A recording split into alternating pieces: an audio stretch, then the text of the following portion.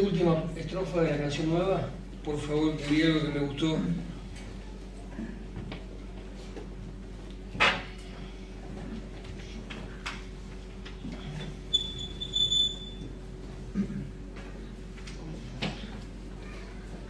Vamos a abrir nuestras Biblias, por favor, en 1 Tesalonicenses capítulo 1. Le voy a pedir a Dani, por favor, ahora cuando le diga si podés leer en voz alta. Les pido disculpas por la voz, espero llegar al final del mensaje. La última parte, fíjense que dice: gracias por salvarme. Gracias por comprarme con tu sangre, oh Cristo.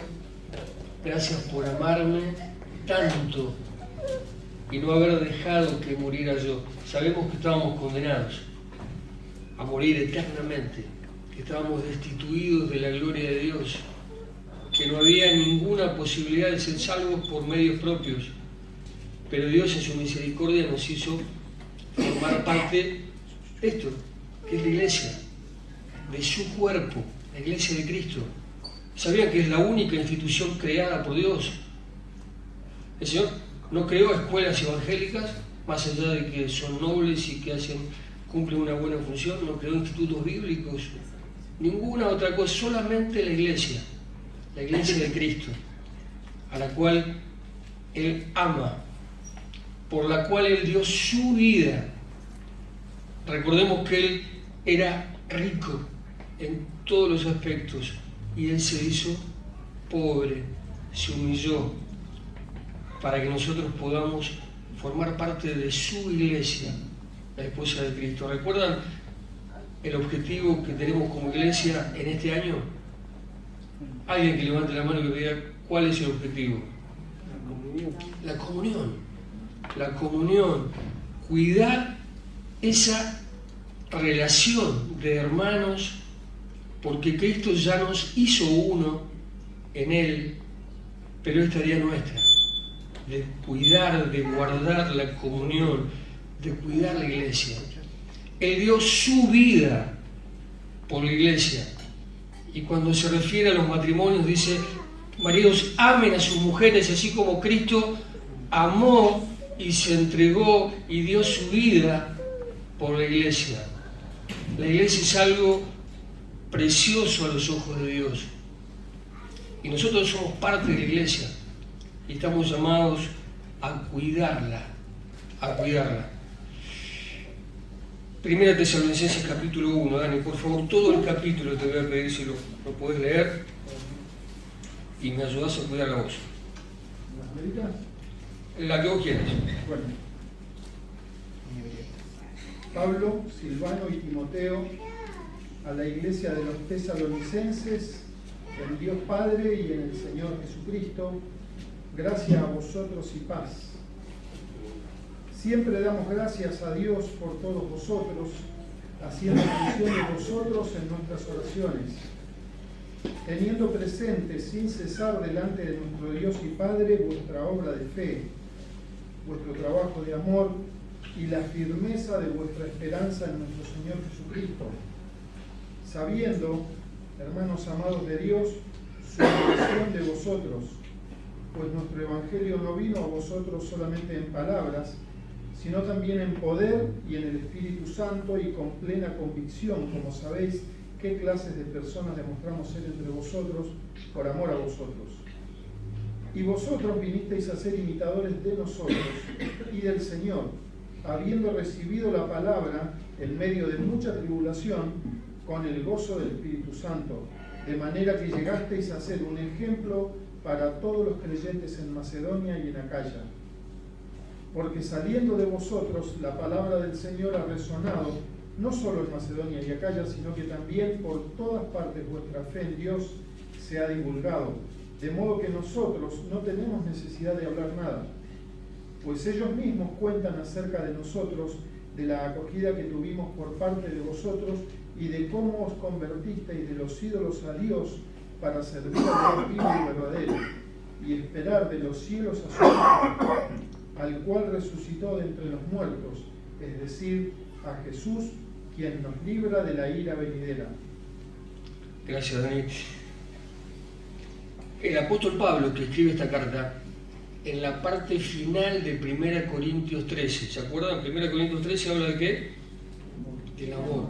Y al finalizar 1 Corintios 13, él menciona el fundamento de toda obra espiritual. Y ese fundamento estaba basado ¿en qué?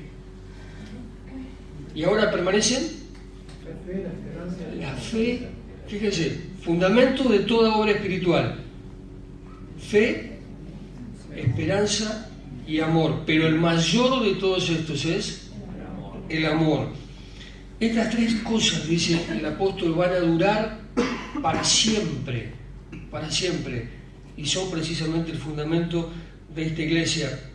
En el verso 2 de 1 Tesalonicenses dice el apóstol Pablo: damos siempre gracias. Fíjense cómo queda reflejada la gratitud del apóstol. El apóstol daba gracias por esta iglesia de Tesalónica, que en el momento, en Hechos 17 está la historia de cuando el apóstol llega en uno de sus viajes misioneros y funda la iglesia de Tesalónica con trabajo, con esfuerzo, con todo un equipo de trabajo, con un desgaste físico y espiritual notable, y él en este momento está agradeciendo a Dios y poniendo en alto lo que la iglesia había logrado a partir de estas tres características. Él menciona en el verso 2 con profunda gratitud el testimonio que esta iglesia tenía. Yo quiero que a lo largo del mensaje pensemos en esta iglesia de Tesalónica y que pensemos cómo estamos nosotros como iglesia local, de alguna manera comparándonos con esta iglesia en relación a ver si estas virtudes que caracterizaban a la iglesia de Tesalónica son virtudes que tenemos o bien que tenemos que desarrollar.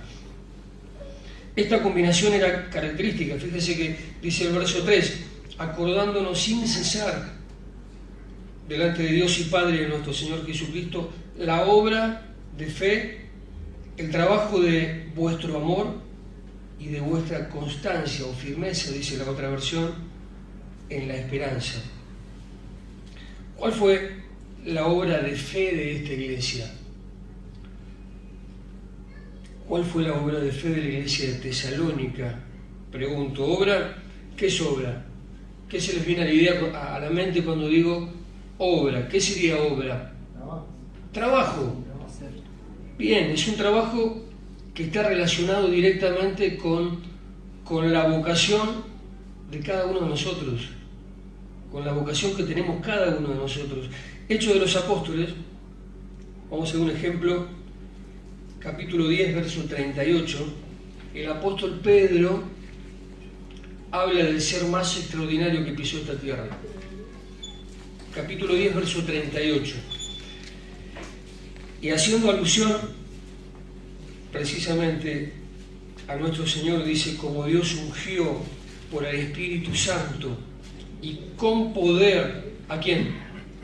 A Jesús, a su Hijo, a nuestro Señor, a Jesús de Nazaret, y cómo éste anduvo haciendo bienes o anduvo haciendo obras y sanando a todos los oprimidos por el diablo, porque Dios estaba con él. ¿Qué dice acerca de Jesús? ¿Qué anduvo haciendo? Obras. Anduvo haciendo el bien. Y fíjense que Pablo habla, verso 3, vamos otra vez de 1 Tesalonicenses. Les pregunto, ¿habla en plural o habla en singular acerca de obras? ¿Dice obras de la fe o dice obra de fe? Obra de fe. Porque la fe es un estilo de vida. La fe es un estilo de vida. todas las acciones que nosotros hagamos en Jesucristo, por fe, creyendo, es una sola obra. Son varias acciones, pero es una sola obra. En realidad, esa fe que yo manifiesto tener en Jesucristo se manifiesta visiblemente con cualquier acción que yo realice en obediencia a Dios. Cualquier tarea que yo haga para Dios en dependencia de Él, como lo hacía el Señor haciendo bien, como lo hacían los apóstoles, es una manifestación visible, concretamente, de esa convicción que nadie ve, esa convicción invisible.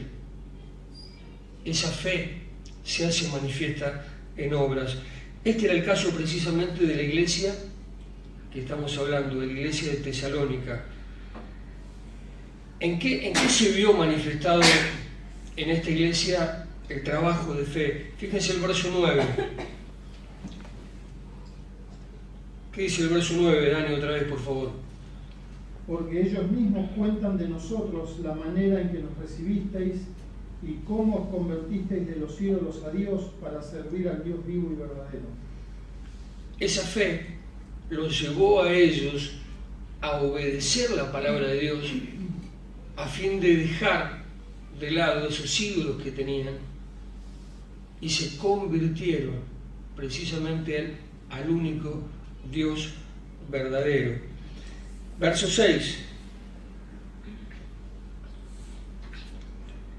Y vosotros vinisteis a ser imitadores de nosotros y del Señor, recibiendo la palabra en medio de gran tribulación, con gozo del Espíritu Santo. Que a pesar de la tribulación que estaban viviendo, ellos recibieron con gozo. Normalmente cuando hay tribulación, cuando hay problemas, cuando hay situaciones adversas, no tenemos muchas ganas de recibir nada. Pero era evidente la fe que ellos habían generado en Cristo, que recibieron con gozo, precisamente a pesar de estar en medio de una tribulación. Y finalmente dice, compartieron, el verso 7, ¿qué dice Dan el verso 7? De tal manera que habéis sido ejemplo a todos los de Macedonia y de Acaya que han creído. Muy bien, entonces el trabajo de fe los llevó a abandonar primeramente los ídolos, se convierten al Dios vivo y verdadero, los llevó a recibir la palabra con gozo en medio de toda la tribulación y a compartir con otros este mensaje de salvación que ellos habían recibido.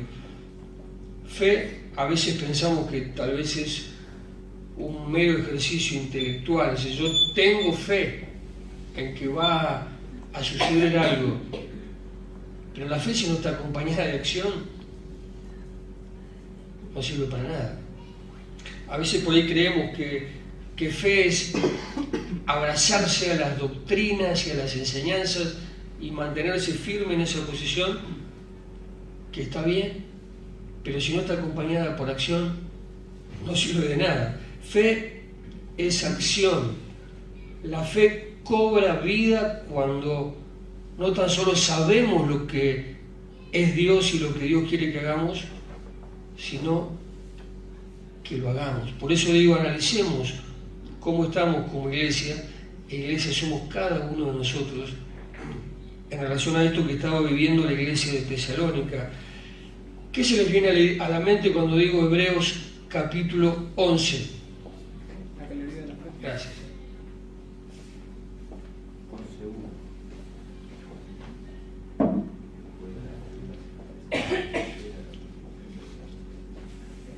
Hay un detalle enorme de personajes bíblicos que han vivido por fe. Es la famosa galería de la fe. Hay una lista enorme de figuras del Antiguo Testamento que vivieron por fe, pero todas estas figuras están relacionadas con acciones. De todas menciona que no tan solo creyeron, sino que hicieron. Todos estos personajes que menciona en el capítulo 11, absolutamente todos, tuvieron la fe como una manera de encarar la vida. Pues yo puedo encarar la vida de manera pesimista o puedo encarar la vida con fe, pero acompañada de acciones, que era el caso de la iglesia de Tesalónica. Justamente, la fe, hermanos, es la columna vertebral de la vida espiritual. Yo no puedo vivir sin fe y sin la determinación de hacer lo que tengo que hacer por obediencia a Dios. Ahora, ¿para qué la iglesia tiene que vivir de esta manera? Hoy se mencionó la palabra paz, como mencionaba Fer hace un momento, en varias oraciones y en lecturas bíblicas. Nosotros necesitamos avanzar en cada desafío diario de nuestra vida con seguridad. Si yo no tengo fe, difícilmente tenga seguridad. Yo necesito avanzar con seguridad, porque mi seguridad, como leía en el Salmo Fer, está en el Señor, y yo necesito avanzar con paz, con esa paz que el Señor me da, que deben precisamente caracterizar a todo hijo de Dios que vive por fe. Seguridad y paz deben ser un distintivo. Anoté una cita de un tal A.W. Pink que me gustó. El vivir diariamente por fe en Cristo es lo que distingue al cristiano saludable del cristiano enfermizo. Es lo que distingue al santo victorioso del santo derrotado.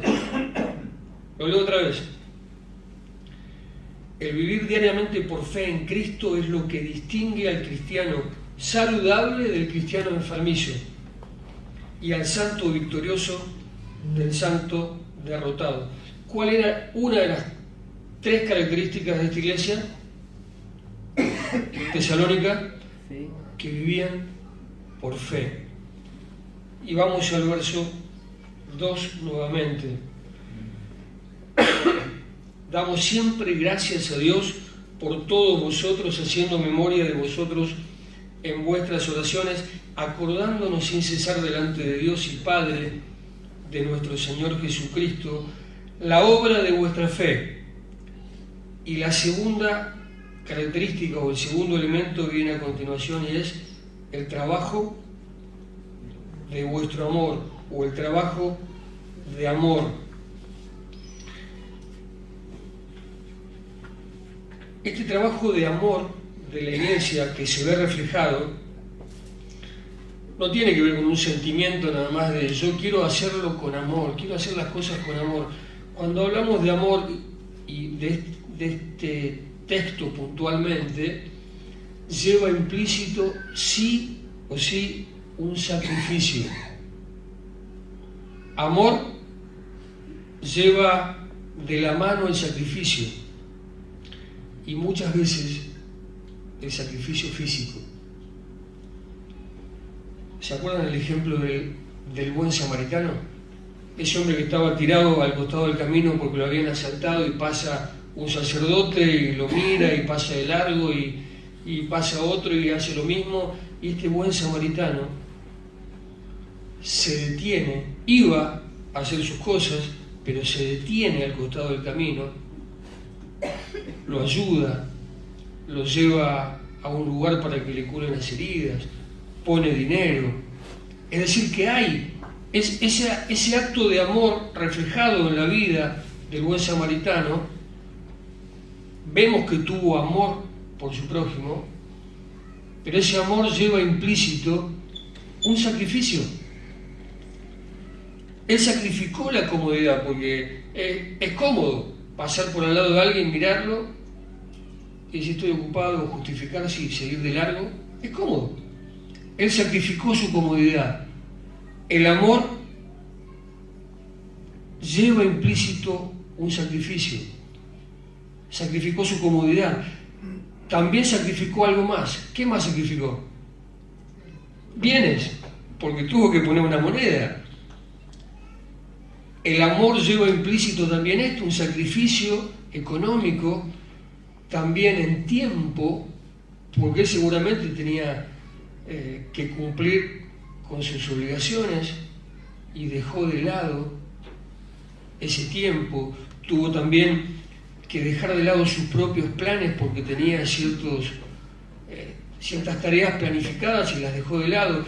¿Qué quiero decir? Que el amor no es solamente un sentimiento de buenos deseos. Esta iglesia de Tesalónica, así como el buen samaritano, se sacrificó, tuvo un sacrificio práctico por cada uno de los hermanos o cada uno de los discípulos que iban surgiendo en la medida que ellos iban predicando el Evangelio. Hacer un discípulo implica no tan solo el deseo de orar por la persona, sino también de invertir tiempo físico que nos saque de nuestra zona de comodidad, invertir dinero si tengo que invertir, dejar de lado mis planes para invertir tiempo. El amor implica también sacrificio. Verso 9 de 1 Tesalonicenses, el apóstol Pablo de alguna manera felicita o se alegra por la actitud de esta iglesia, que habían imitado precisamente lo que ellos, o el apóstol Pablo con todo su equipo de trabajo, había llevado adelante por amor a ellos. ¿Qué dice Dani, el verso 9, por favor?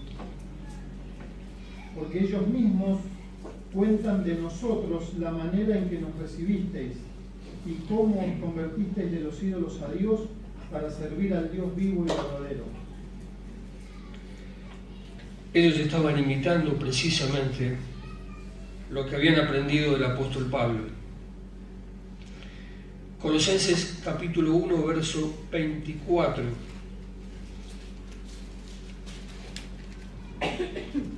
Dice el apóstol Pablo también, sabemos que el apóstol Pablo tuvo un llamado a servir, a cumplir un ministerio hacia todos los gentiles. Y el verso 24 dice, ahora me gozo en lo que padezco por vosotros y cumplo en mi carne lo que falta de las aflicciones de Cristo por su cuerpo, que es la iglesia. Hay un trabajo de amor que se refleja en la vida del apóstol y en la vida de toda esta iglesia. ¿Cuál sería el principio? No se puede hacer un discípulo sin pagar un precio, y ese precio implica sacrificio. Quiero que pensemos cómo estamos como iglesia.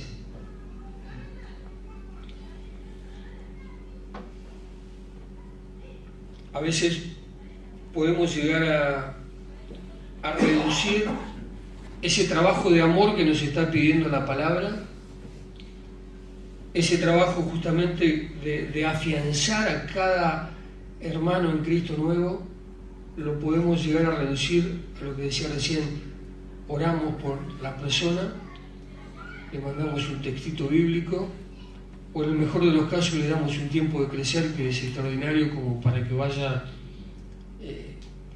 afianzando sus primeros pasos en el Señor. Tal vez pensamos que esto de amar se limita a eso. Solamente estoy animándolos a que pensemos cómo está nuestra situación en relación a lo que hacía el apóstol Pablo en relación a lo que hacía esta iglesia, a la cual el apóstol estaba de alguna manera manifestándole su gratitud y su alegría por ese trabajo arrollador que habían conseguido a partir de estos tres pilares: la fe, el amor y la esperanza. ¿Estamos dispuestos como iglesia? ¿O estoy dispuesto en forma personal?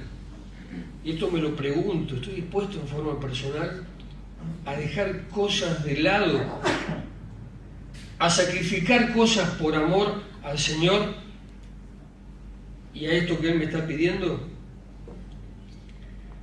Esta iglesia lo vivía, la iglesia de Tesalónica, y de hecho el impacto fue realmente arrollador. Primera Tesalonicenses 1:8, el apóstol Pablo una vez más testifica, el apóstol Pablo afirma lo que esta iglesia estaba haciendo.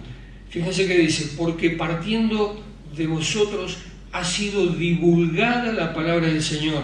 Partiendo de vosotros, ellos un día habían recibido la palabra, pero no se quedaron con eso.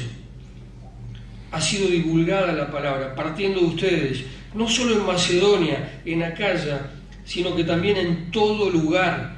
Vuestra fe en Dios se ha extendido, de modo que nosotros no tenemos necesidad de nada, porque ustedes llevaron adelante esta tarea espiritual que el Señor quiere que tengamos. Esta clase de iglesia es la que hace de alguna manera temblar al enemigo. El enemigo no quiere que avancemos. El enemigo quiere que estemos cómodos. El enemigo quiere tenernos maniatados, felices con tener nuestra salvación, tranquilos con que nuestra alma esté salva. Pero el Señor nos está pidiendo, hermanos, que imitemos la fe y el trabajo de todos aquellos que verdaderamente han sacrificado sus vidas por amor a Él, tal como lo hizo el Señor en primer lugar y como lo hicieron muchos siervos que dieron su vida por el Evangelio.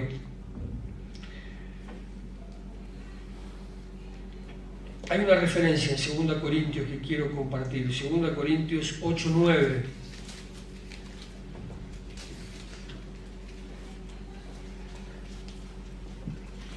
Estamos llamados a hacer luz, estamos llamados como iglesia, de alguna manera, con todo lo que Dios nos ha dado, a ser los instrumentos que el Señor utilice para arrebatar aquellas almas que bien sabemos que están en tinieblas, como estábamos cada uno de nosotros un día, porque Él quiere trasladarlas a ese reino eterno, de las tinieblas al reino de la luz, y quiere utilizarnos como herramientas. 2 Corintios 8:9 dice: porque ya conocéis la gracia de vuestro Señor Jesucristo, que por amor a vosotros se hizo pobre, siendo rico, para que vosotros con su pobreza fuésemos enriquecidos. Hermanos, hemos sido enriquecidos en todo. Hoy recordábamos algunas de las cosas que hemos recibido por pura gracia. Y lo que recibiste de gracia, dice el Señor, de gracia tenés que darlo.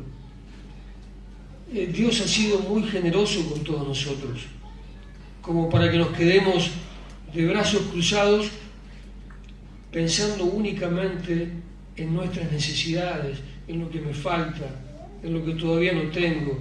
Y el enemigo está feliz teniéndonos enfrascados en esto, en nuestros propios problemas, en nuestras propias dificultades. Pero el Señor nos está pidiendo que eso que hemos recibido por pura gracia también lo demos. Y finalmente, en el verso 3 de 1 Tesalonicenses muestra el otro elemento que caracterizaba a la iglesia de los tesalonicenses, con la cual habían hecho un trabajo extraordinario, un impacto fenomenal en toda la región.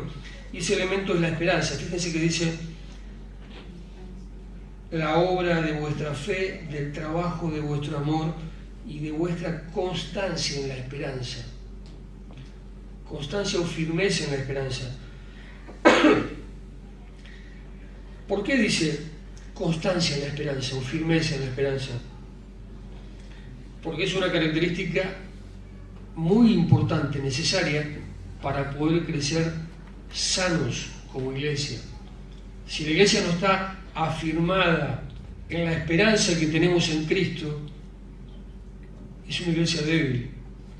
La iglesia debe fortalecerse y crecer en esta esperanza para poder crecer sanos y robustos. Firmeza en nuestras convicciones, porque tiene que ser un estilo de vida que tengamos como iglesia. ¿Vieron?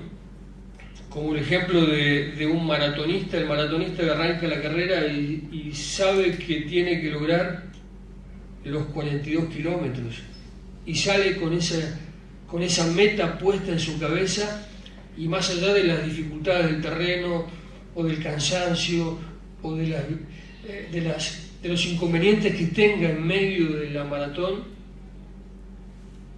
la esperanza de llegar a la meta es lo que lo motiva y lo sostiene. ¿Qué papel juega esta esperanza en tu vida o en mi vida? ¿Lo estamos viviendo? Esta esperanza tiene que ver con un pleno convencimiento de que el Señor viene, de que el Señor va a cumplir todas esas promesas que tenemos en su palabra. ¿Esa esperanza está firme en tu vida? ¿Estás viviendo con esta esperanza como vivían en el equipo de trabajo del apóstol Pablo, como vivían los tesalonicenses? ¿Estás viviendo con esta esperanza? ¿Se acuerdan del ejemplo del pueblo de Israel? Veamos, para ir en la recta final, para ir finalizando, Éxodo 3. Vamos a leer el verso 8, si me acompañan, por favor. El pueblo de Israel salen de Egipto impulsados con una esperanza. ¿Cuál era esa esperanza? Llegar a la tierra prometida, esa tierra que fluía leche y miel. Y el verso 8 dice: y he descendido para librarlos de mano de los egipcios a una tierra buena y ancha, a tierra que fluye leche y miel, a los lugares del cananeo, del eteo, del amorreo, del fereceo, del heveo y del jebuseo. ¿Cómo era la confianza de este pueblo, del pueblo de Israel? ¿Era una confianza fuerte, una confianza débil? Débil. ¿Y dónde podemos confirmar que esta confianza era débil? En que el pueblo, precisamente, tuvo una serie de pruebas, y ni bien aparecieron esas dificultades, tuvieron una actitud derrotista, una actitud amargada, y de alguna manera estaban convencidos de que habían sido estafados al haber sido sacados de Egipto. Una evidencia muy clara. Sin embargo, hubieron dos personas que tuvieron una actitud diferente de toda esta generación. ¿Cuáles eran? Josué y Caleb. En Josué 14:8 lo vemos reflejado. Dice, Josué 14:8 dice: y mis hermanos, los que habían subido conmigo, el resto de los espías, hicieron desfallecer el corazón del pueblo, pero yo cumplí siguiendo al Señor mi Dios. Nunca dudaron de esa esperanza que los sostenía. Hermanos, como iglesia no podemos dudar de ninguna de las promesas que el Señor nos ha dejado en su palabra y que tenemos, pero tenemos que conocerlas.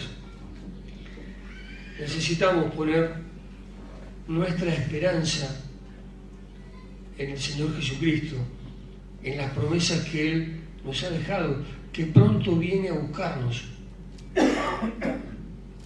Él nos pide que, como iglesia, a cada uno en particular, nos ocupemos de predicar el Evangelio, nos ocupemos de fortalecer nuestra fe y que tengamos la fe como un estilo de vida para que las obras de fe que hagamos, la obra de fe que hagamos, sea algo que llegue a las personas y transforme. Que ese trabajo de amor sea una realidad en cada oportunidad que Él nos presente y no que nos hagamos los distraídos. Sabemos que tenemos un montón de justificativos y sabemos que tenemos un montón de necesidades, pero cuando el Señor dice que lo pongamos en primer lugar a Él y que el resto de las cosas se van a acomodar porque Él se va a ocupar. A veces pensamos que si nosotros no hacemos todo eso que se presenta y que tenemos que hacer, nadie lo va a hacer por mí. Pero el Señor me dice, buscadme, poneme en primer lugar. Y esas oportunidades que te presento a diario para que me sirvas son invitaciones que Él nos hace para que el amor que ha sido derramado en nuestro corazón lo podamos poner por obra. ¿Sabían que la esperanza afecta mi manera de pensar?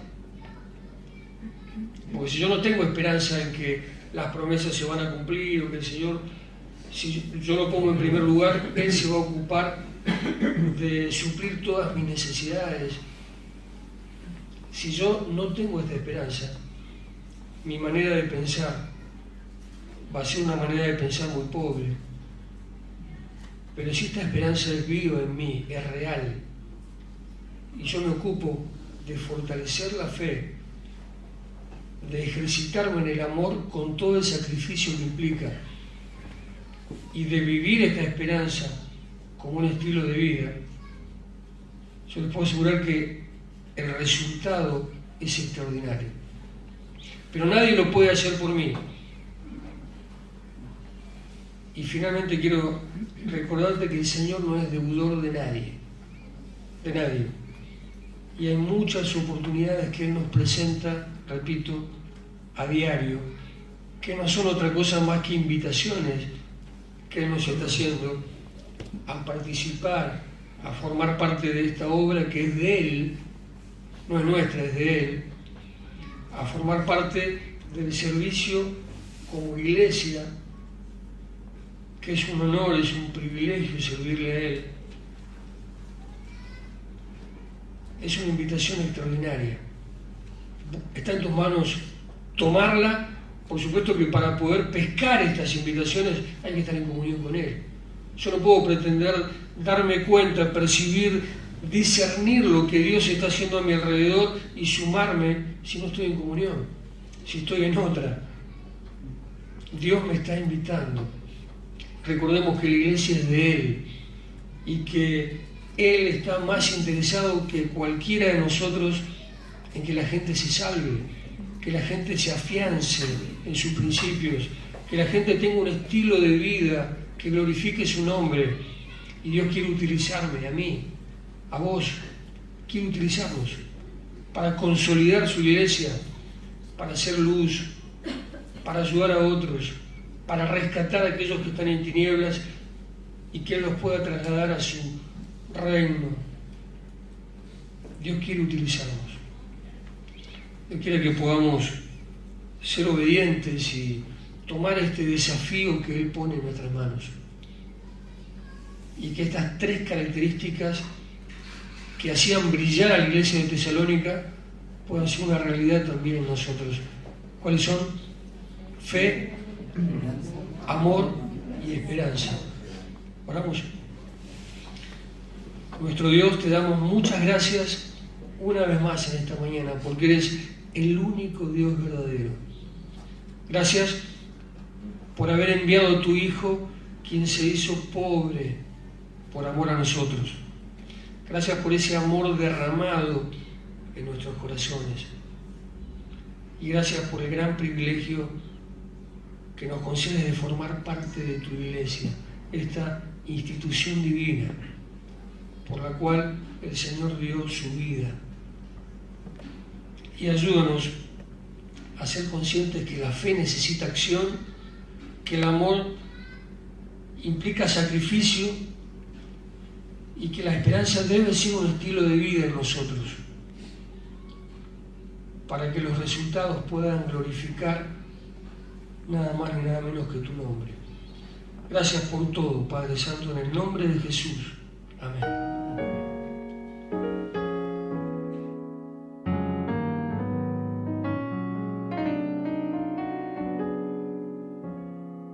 Change me, oh God, make me more